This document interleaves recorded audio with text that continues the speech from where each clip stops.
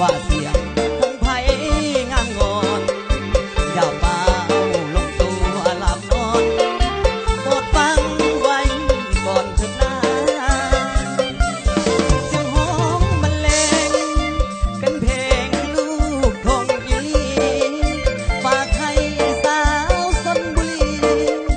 คนดีไอ้ฮักหน้ามนต์เดือนห้ามาใหม่หวั่นใจอย่าได้กังวลให้รออยู่ที่เมืองซนก่อนรถขึ้นมาใหม่สาวเมืองซนบุรีที่อ้ายไปฝันทุกคืนทุกวันใจอ้ายนั้นยังหาบ่ลืมน้องบอกว่าทั้งนั้นยังจำทุกคืนบ่ลืมบ่ลืมบ่ลืมดอกสาวสนอ้ายขออำลาแก้วตาน้องจงสุขี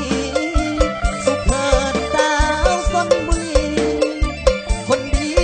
ไอ้ายฮักหน้ามนต์เดือนห้ามาใหม่ขวัญใจอย่าได้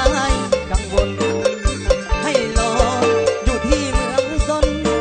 อีกบ่ดนเดี๋ยวหวนคืนมาใหม่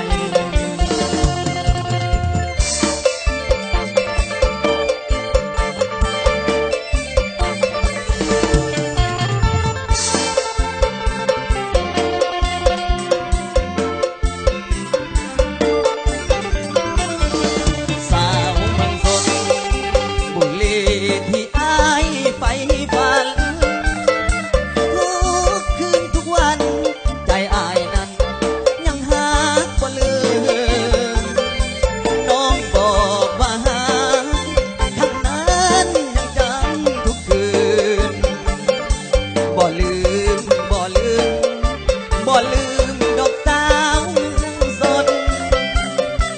อ้ายขออำลาแก้วตาน้องจงสุขีสุขเถิดสาวชลบุรีคนดีไอ้ฮักหน้ามนต์เดือนห้ามาใหม่หวั่นใจอย่า